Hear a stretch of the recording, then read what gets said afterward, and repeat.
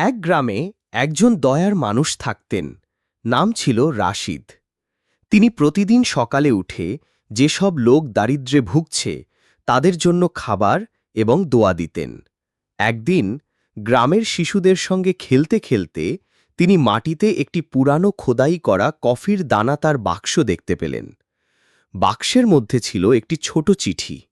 চিঠিতে লেখা ছিল, যে এই বাক্সটি খুঁজে পাবে আল্লাহ তার দয়ার ওপর আশীর্বাদ করবেন।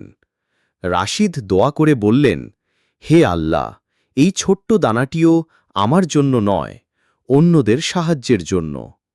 অবাক করার মতো ভাবে তার পরদিন গ্রামে এমনভাবে বরকত এলো যে তার আর্থিক সমস্যার কোনো স্থান রইল না।